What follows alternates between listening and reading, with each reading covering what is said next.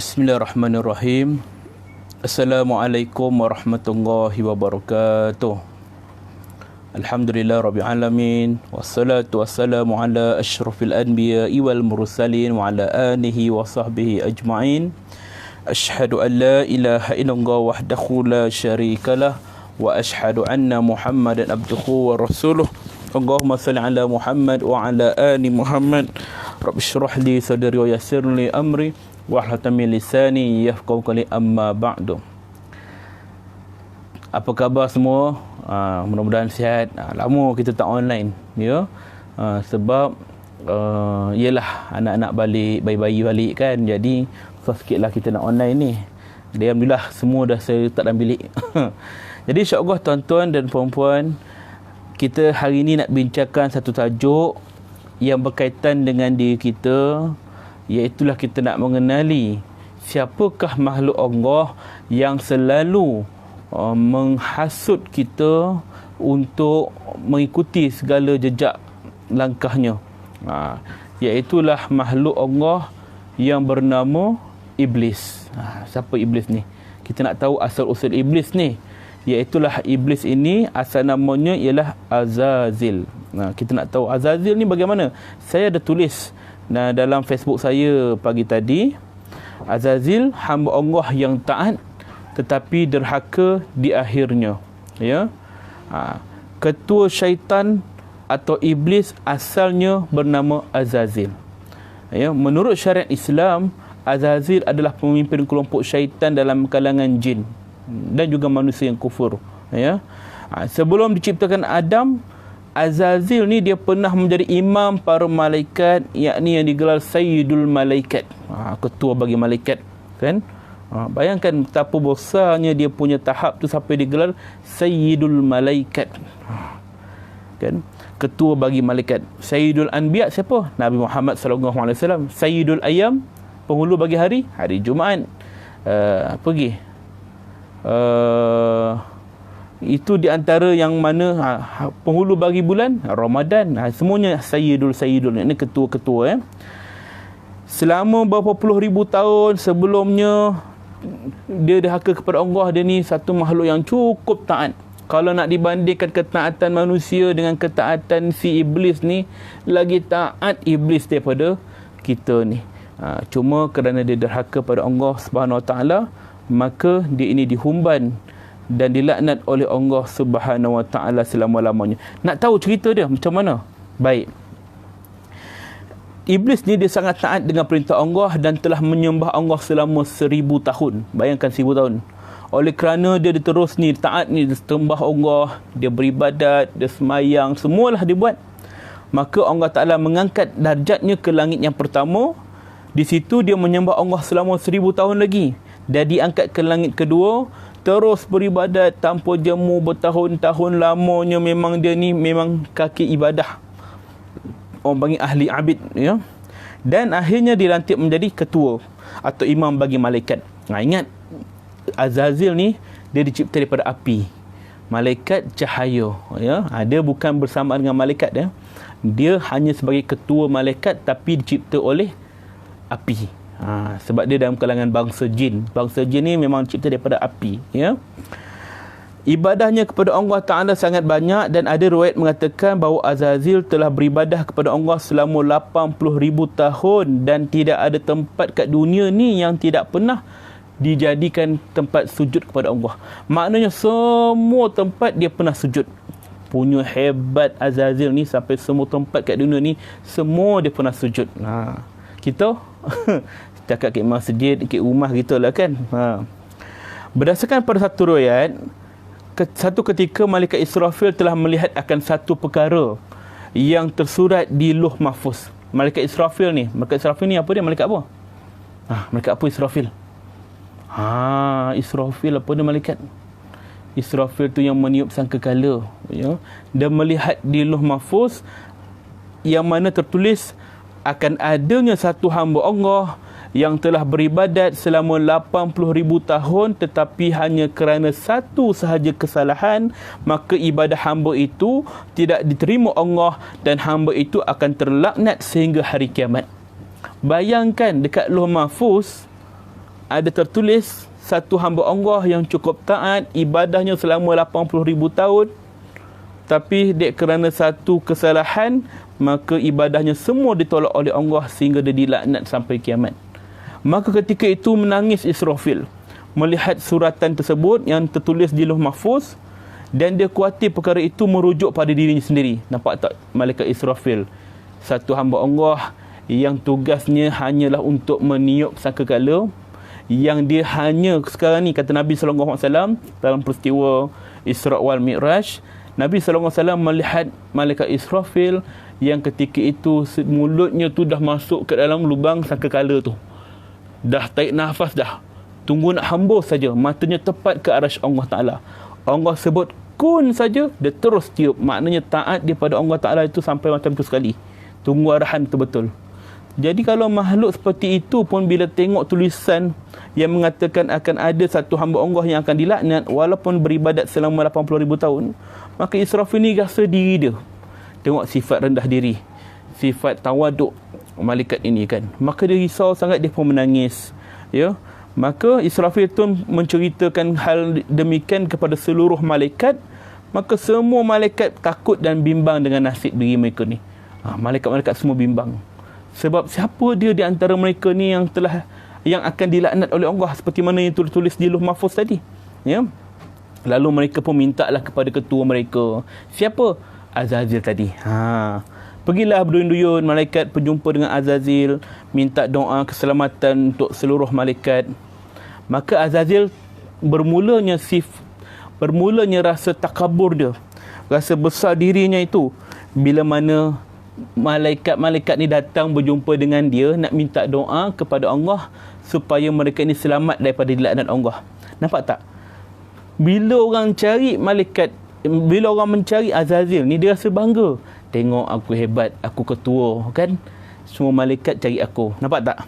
Bibit-bibit awal takabur Azazil tadi, ya. Lalu Azazil pun mendoakan mereka dengan berdoa, ya Allah, janganlah engkau murka terhadap mereka. Nampak ayat dia? Ya Allah, jangan engkau murka pada mereka. Ya Allah, janganlah engkau murka pada mereka. Dia doa, ya Allah, jangan engkau murka pada mereka. Sedangkan Azazil terlupa untuk doakan dirinya sendiri. Nampak tak tuan-tuan? Dia terlupa nak doakan dirinya sendiri. Amat malang baginya. Lantas Azazil terus menuju ke syurga. Di atas pintu syurga, dia pun melihat sendiri ayat yang disebut tadi. Ada satu hamba daripada kalangan hamba-hamba Allah yang muqarrabin. Muqarrabin ni yang cukup dekat dengan Allah, ibadahnya dan sebagainya, yang telah diperintahkan Allah untuk membuat satu tugasan, tetapi hamba tersebut engkar perintah Allah, lalu dia tergolong dalam golongan yang sesat dan terlaknat. Tulisan tu di Lauh Mahfuz, Azazil baca.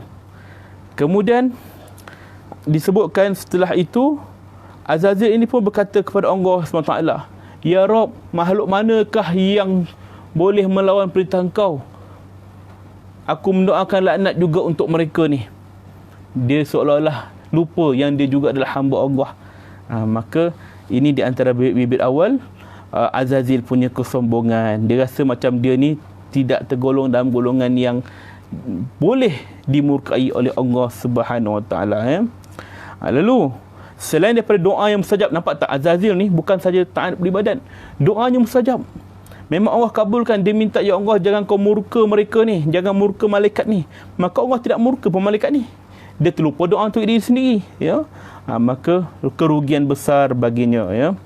Maka Azazil, si penghulu para malaikat, telah menyandang semua gelaran terhormat. Punyalah hebat Azazil ni. Apa sahaja gelaran terhormat kat dunia ni, semua bagi kat dia. Kan?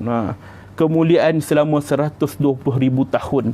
Sehingga tiba satu masa, seluruh malaikat melakukan musyawarah besar atas undangan Allah. Allah panggil para malaikat semua. Mari sini malaikat-malaikat semua. Kan? Dia nak cerita sebelum bab tu, saya nak cerita satu lagi. Satu ketika dahulu, malaikat ini, dia sangat taat perintah Allah, dan ada satu lagi bangsa jin. Bangsa jin inilah yang menumpang duduk kat muka bumi yang kita duduk sekarang ni. Sebelum kita duduk, bangsa jin dah duduk kat tempat kita ni. Di tempat asal mereka ni, ya. Baik, kita sambung balik ayat tadi. Ya. Allah panggil semua malaikat-malaikat semua berkumpul musyawarah. Pada waktu itulah Allah Ta'ala mengutarakan maksud dia berjumpa semua para malaikat ini. Maka Allah Ta'ala pun menyebut sebagaimana yang terakam dalam surah Al-Baqarah. Allah menyebut, a'udzubillahi minasyaitonirrajim, wa iz qala rabbuka lil malaikati inni ja'ilun fil ardi khalifah. Dan ingatlah ketika Tuhanmu berfirman kepada para malaikat semua, kata Allah, sesungguhnya aku hendak menjadikan seorang khalifah di muka bumi ini. Allah Ta'ala nak menjadikan khalifah. Khalifah ni apa? Pemimpin yang akan membimbing dunia ini, yang akan memimpin dunia ini. Lalu malaikat kata apa? Qalu ataj'alu fiha man yufsidu fiha wa yasfiku dima'a wa nahnu nusabbihu bihamdika wa nuqaddisu lak. Qala inni a'lamu ma la ta'lamun. Maka malaikat pun bertanya tentang hikmat ketetapan Allah itu. Dia tanya, ya Rabb, wahai Tuhan kami, adakah engkau nak jadikan di bumi itu orang-orang yang akan melakukan bencana, orang-orang yang akan menumpahkan darah antara satu sama lain, padahal kami, yakni malaikat, sentiasa bertasbih kepadamu, sentiasa memuji dan mensucikanmu. Nampak malaikat?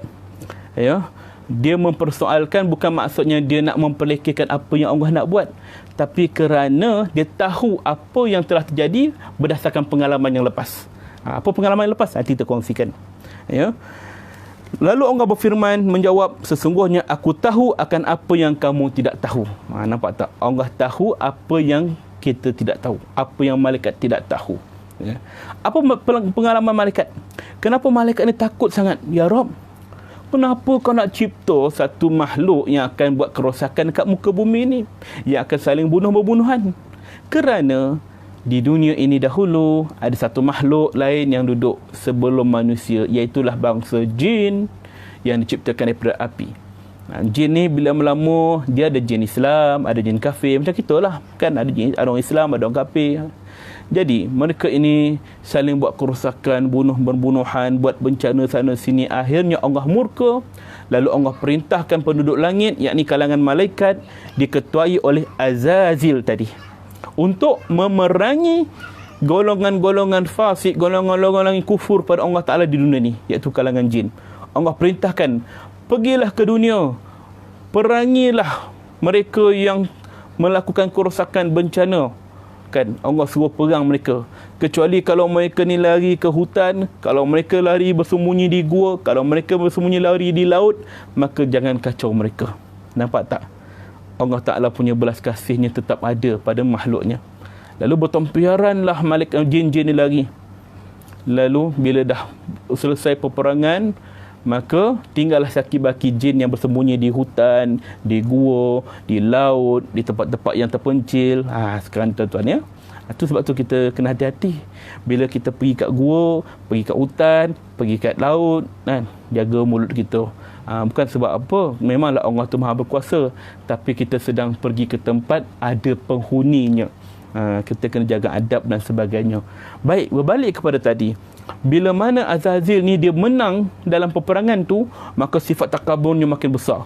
Dia rasa bangga, akulah paling hebat, aku ibadah dah mantap, malaikat-malaikat minta aku yang berdoa untuk mereka, aku ni ketua panglima perang Allah Ta'ala memerangi bangsa jin. Nampak tak betapa takaburnya, besar dirinya Azazil tadi. Lalu ketika mana Allah nak ciptakan manusia ni, maka malaikat pun tanya, ya Rabb, kenapa nak cipta makhluk yang akan buat bencana? Lalu Allah jawab, sesungguhnya aku tahu akan apa yang kamu tidak tahu. Itu ringkas ceritanya. Lalu dijadikan Nabi Adam AS, diajarkan nama-nama benda, kemudian ditunjukkan kepada malaikat-malaikat. Nabi Adam diciptakan, Allah ambil satu tanah di dasar muka bumi, tanah liat. Lalu tanah liat itu pun ditiupkan roh, akhirnya menjadilah Nabi Adam AS bapa kita di syurga, tuan-tuan. Bermaksud kita ni semua berasal daripada syurga, menuju ke syurga. Ni dunia ni singgahan saja. dari syurga menuju ke syurga. Itulah kita, ya. Lalu dia ajar nama-nama benda dan kegunaannya, dan kemudian ditunjukkan kepada malaikat. Wahai malaikat, kau terangkan kepada aku nama benda-benda ni semua jika kamu golongan yang betul, golongan yang benar. Lalu apa kata malaikat? Kata malaikat, Maha suci engkau ya Rabb, kami tidak mempunyai pengetahuan selain daripada apa yang engkau ajarkan kepada kami. Sesungguhnya engkau jualah yang maha mengetahui lagi maha bijaksana. Kan? Makna kata ini adalah satu doa, ya, pujian Allah Ta'ala yang biasa kita baca dalam majlis. Subhanaka la ilma lana illa ma 'allamtana innaka anta alimul hakim, kan. Maha suci engkau, kami tidak mempunyai pengetahuan selain daripada apa yang kau ajarkan kepada kami. Sesungguhnya engkau jualah yang maha mengetahui lagi maha bijaksana. Ya. Lalu ditanya pada Adam, wahai Adam, kau cerita balik apa benda yang telah aku cakap kat engkau tadi kepada mereka. Lalu Nabi Adam AS pun terangkan satu benda. Ni apa benda? Ni apa benda? Ni apa benda? Kan? Lalu Allah berfirman, bukankah aku telah katakan kepada kamu bahawasanya aku tahu segala rahsia langit dan bumi, dan aku tahu apa yang kamu nyatakan dan apa yang kamu sembunyikan. Allah tanya kepada malaikat.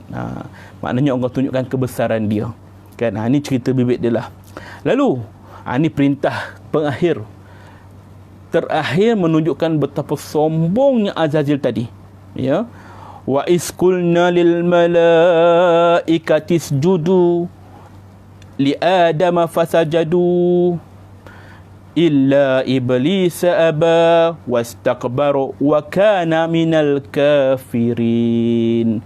Dan ingatlah ketika Allah berfirman kepada malaikat, tunduklah malaikat, beri hormat kepada Nabi Adam. Lalu mereka sekaliannya tunduk memberi hormat melainkan iblis. Semua tunduk. Iblis tak nak. Allah perintah sekali je, tunduk. Semua tunduk kecuali iblis. Ia enggan dan takbur dan menjadilah ia daripada golongan yang kafir. Kenapa iblis enggan? Tuan-tuan, ya, kita cerita daripada awal tadi, kesombongan iblis ini bila mana asalnya dia taat. Hamba Allah yang taat, ibadahnya selama 80,000, 120,000 tahun. Ibadahnya selama 80,000, 120,000 tahun. Tapi akhirnya Allah Ta'ala murka pada dia kerana sifat takabur tadi. Asalnya kerana yang first tadi, bila mana dia ini diminta oleh para malaikat untuk berdoa kepada Allah, dan dia berdoa, dia terlupa doa untuk diri sendiri. Yang pertama.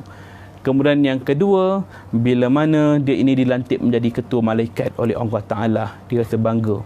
Yang ketiga, bila mana dia dipilih sebagai ketua panglima perang untuk berperang dengan makhluk-makhluk di dunia, dia rasa dia bangga setelah dia berjaya memerangi peperangan itu. Dan kemuncaknya, bila diminta sujud, dia tidak mahu sujud kepada Nabi Adam AS. InsyaAllah, kita bagi laluan untuk azan dulu, kita sambung sikit lagi.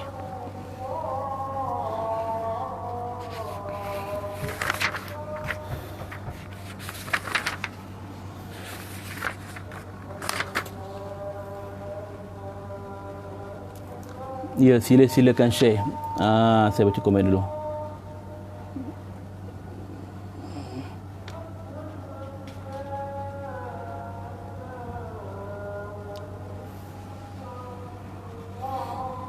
Kalau ada soalan, silakan.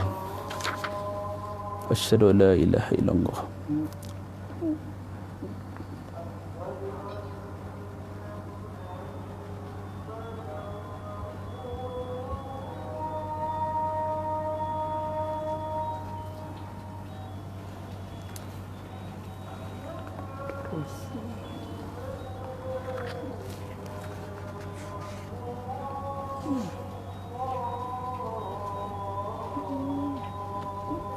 Asyhadu anna Muhammadar Rasulullah.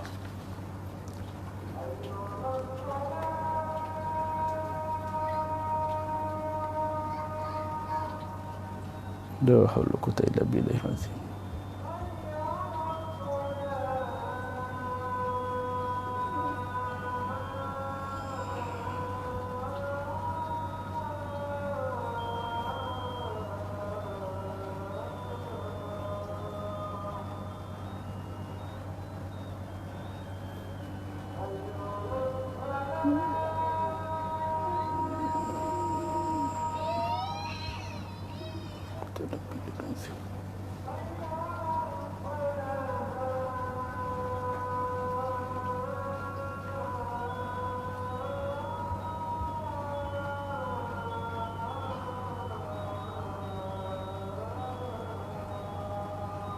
لا حول ولا قوة إلا بالله.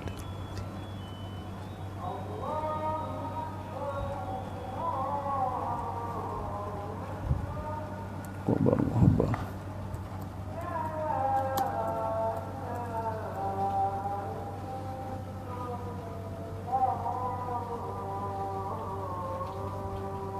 La ilaha illallah Muhammadur Rasulullah.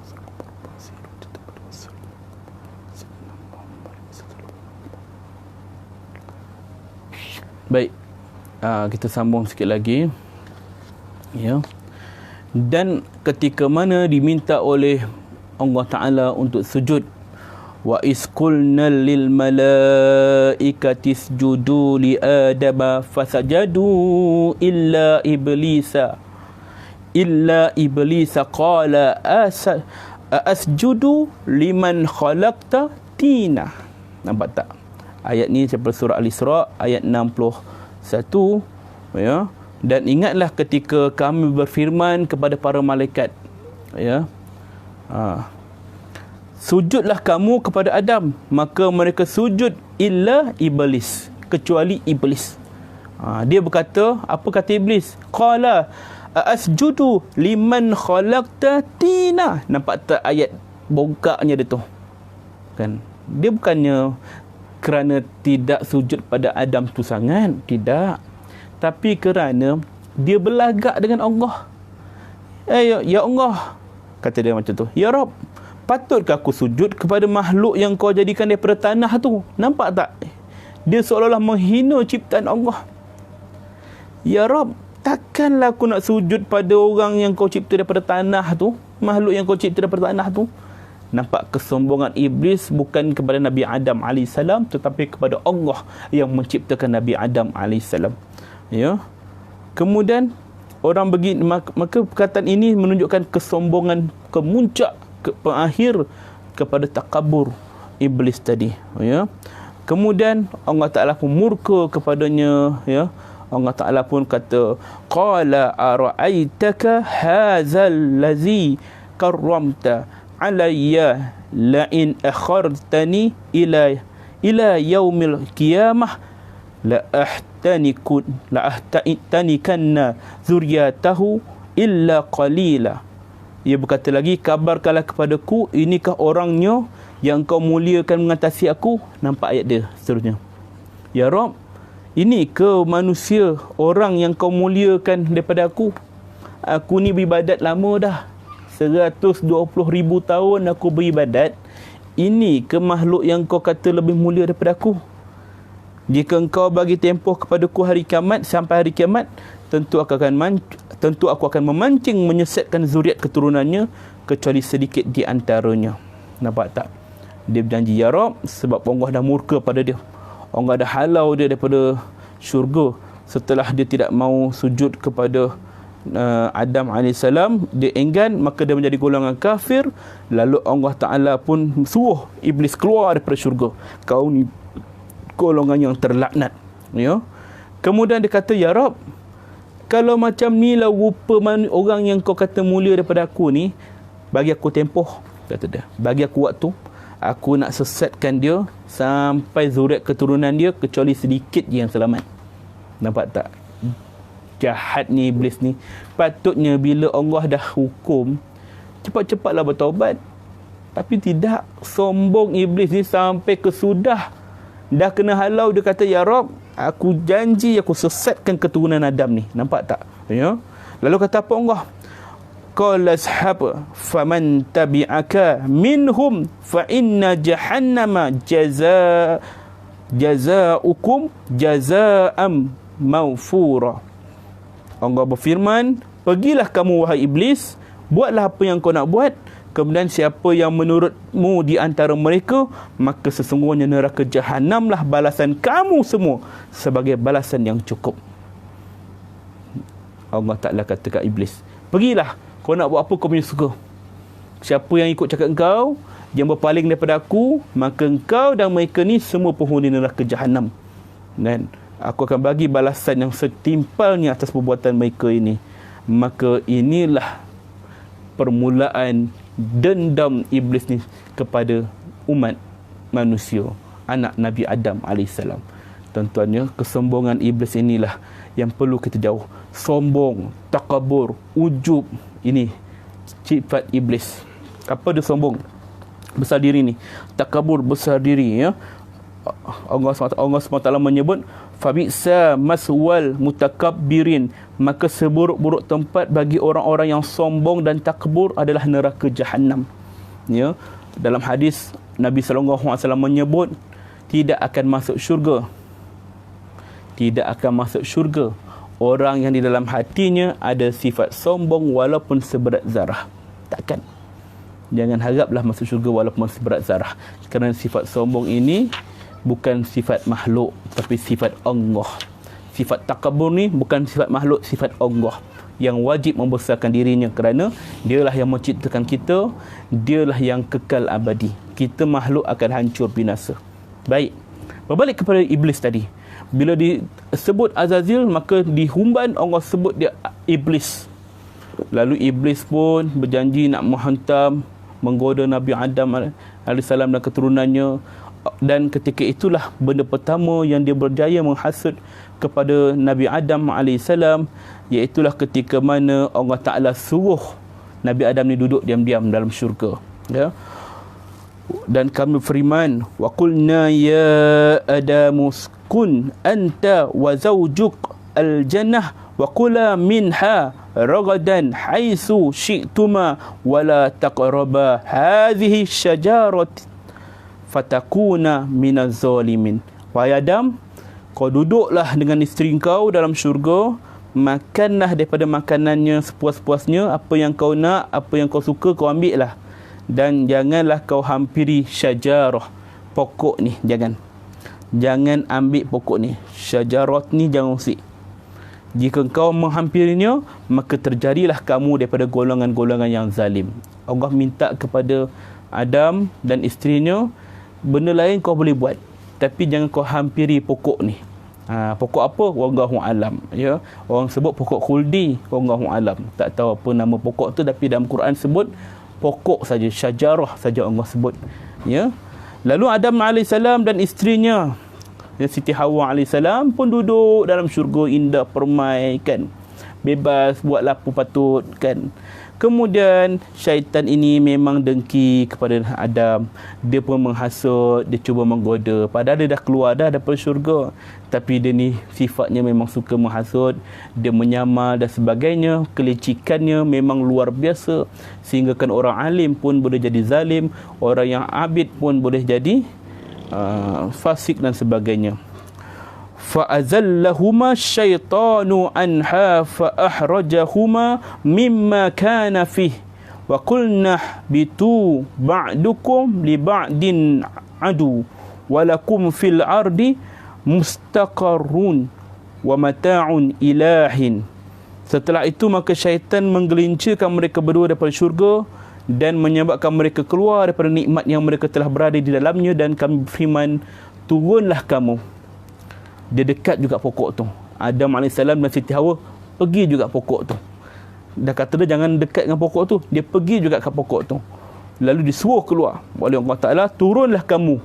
Sebahagian daripada kamu menjadi musuh kepada sebahagian yang lain, dan bagi kamu semua disediakan tempat kediaman di bumi, serta mendapat kesenangan hingga ke suatu masa, yakni mati. Surah Al-Baqarah ayat 36.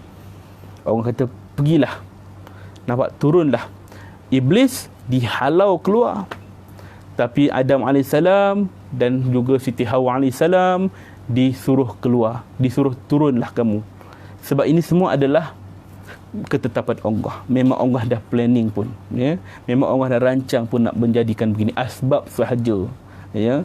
Lalu ketika mana Nabi Adam AS dan Siti Hawa turun, maka dia pun menangis, merintih, menyesal. Ini sifat manusia, tuan-tuan.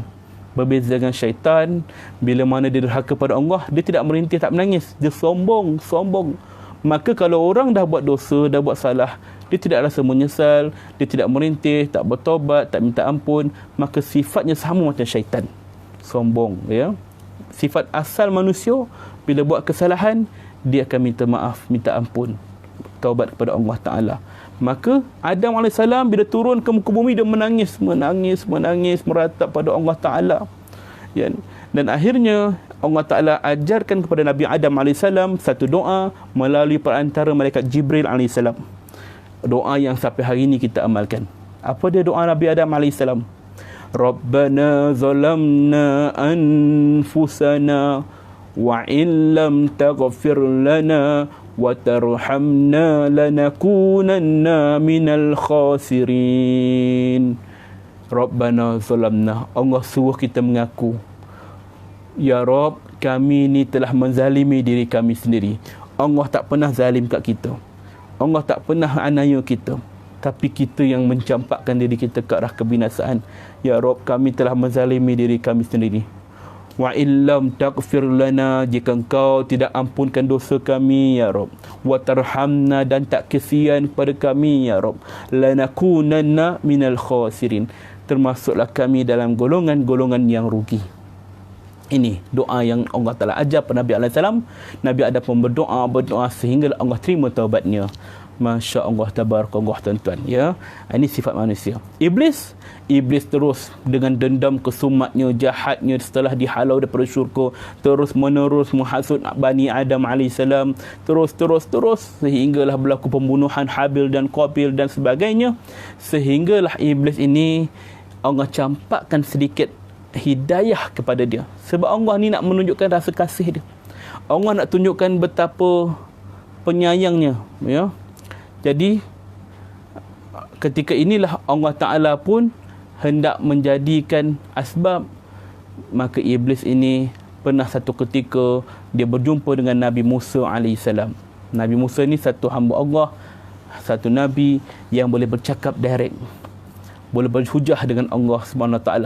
Maknanya apa yang dia nak sebut, dia doa saja, Allah akan jawab dengan direct pada Nabi Musa AS. Lalu ketika itulah Iblis datang, dia pun dalam membentuk wajah manusia. Dan ketika itulah dia berkata, wahai Musa, aku nak minta bantuan kepada engkau. Nabi Musa tak pernah nampak siapa engkau ni, aku tak pernah nampak muka engkau ni. Lalu dia katakan, ana iblis, aku ni iblis. Lalu Nabi Musa pun dia garang orang dia, kan, terus pegang janggut iblis tu. Kau nak apa, ha? Kau berani jumpa aku kat sini, kau nak apa sekarang ni? Kata dia, kan. Relax dulu brother, kan. Macam itulah, relax dulu. Aku nak minta bantuan kau ni. Apa dia? Kau nak apa? Kau kan boleh bercakap dengan Allah direct. Boleh tak berdoa pada Allah, aku nak bertaubat. Allah Ta'ala terima tak taubat aku ni? Iblis nak bertaubat.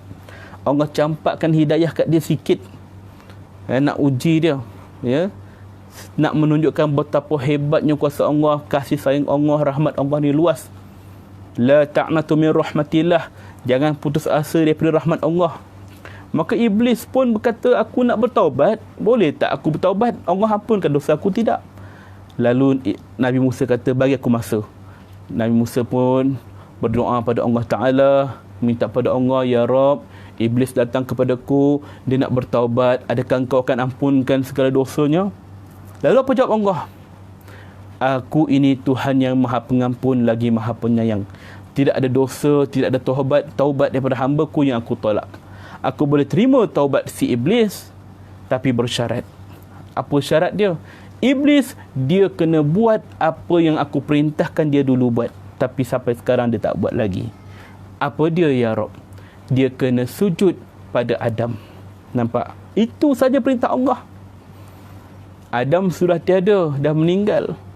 Maka pergi ke kubur Adam, sujud di kuburnya. Begitulah Allah Ta'ala nak suruh iblis patuh pada perintah Allah. Lalu disampaikan kabar gembira tu kepada iblis. Wahai iblis, aku dah berdoa pada Allah. Allah jawab, aku boleh ampunkan dosa kau, kata Allah, tapi dengan syarat kau kena sujud di kubur Adam. Kerana itu sahaja perintah Allah yang kau gagal untuk patuhi. Lalu kata iblis apa? Adam yang aku nak sujud, Adam yang Allah Ta'ala suruh aku ikut dia, waktu dia hidup pun aku tak sujud, ini kan pula dia dah mati, jangan haraplah aku nak sujud pada dia. Nampak sombong iblis, dah bagi peluang pun dia tak nak. Allahu Akbar.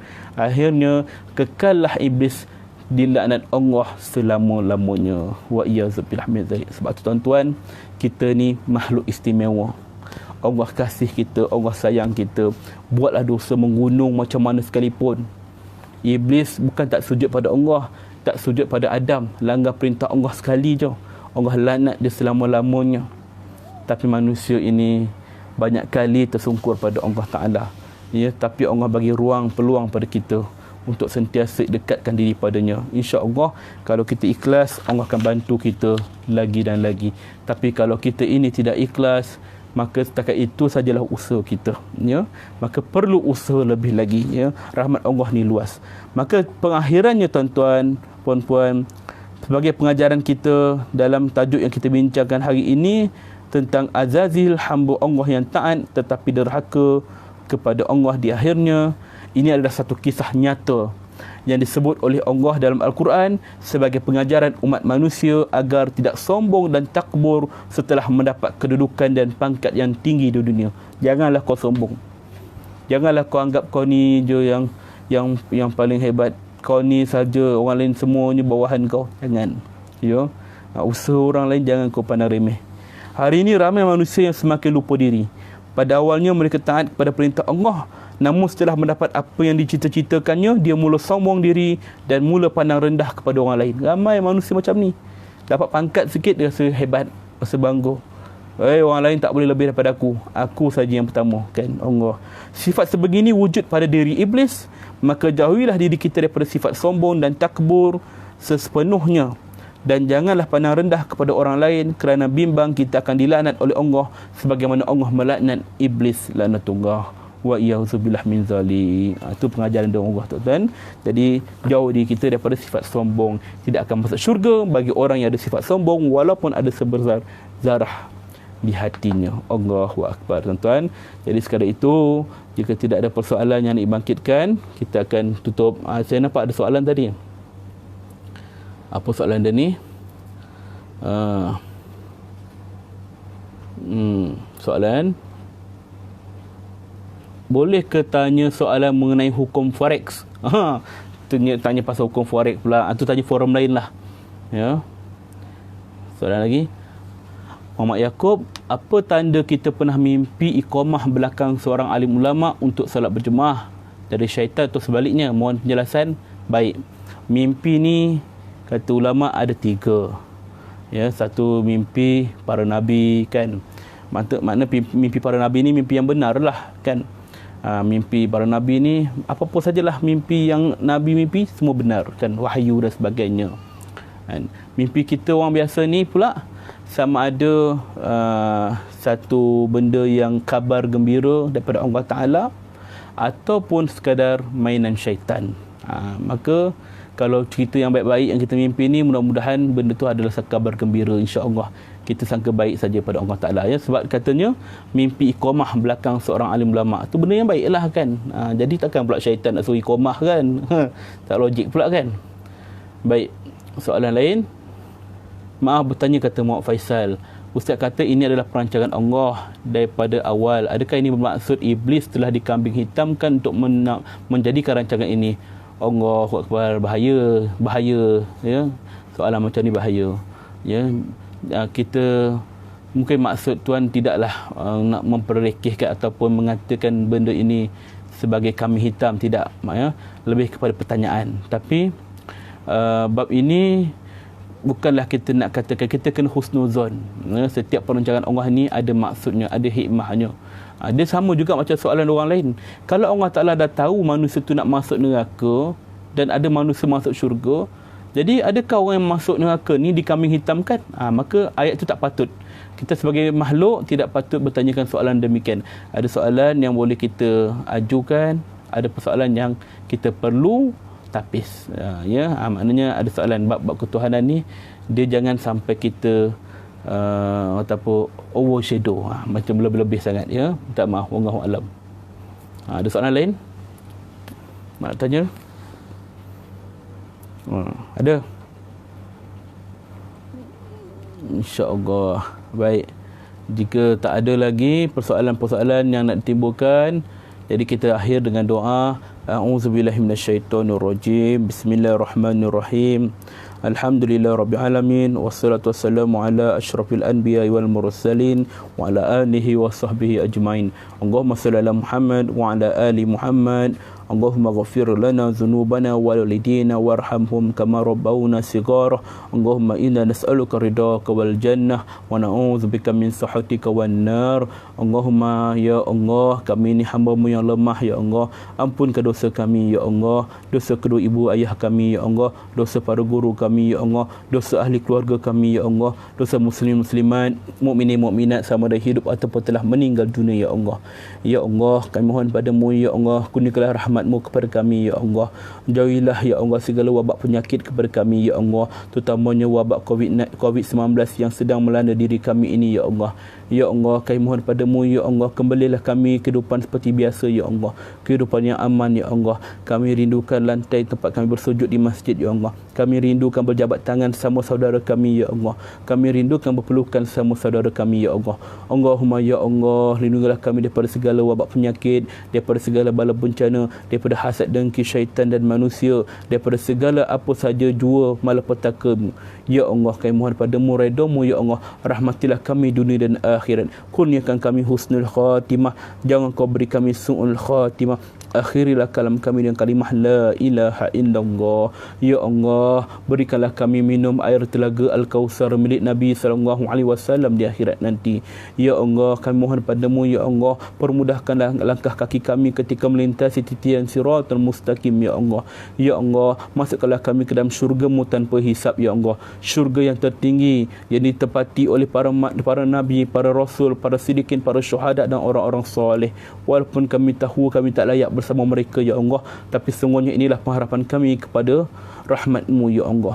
Rabbana atina fid dunya hasanah wa fil akhirati hasanah wa qina azabannar. Allahumma barik lana fi Sya'ban wa balighna Ramadan. Subhana rabbika rabbil izzati amma yasifun. Wassalamu ala mursalin walhamdulillahi rabbil alamin.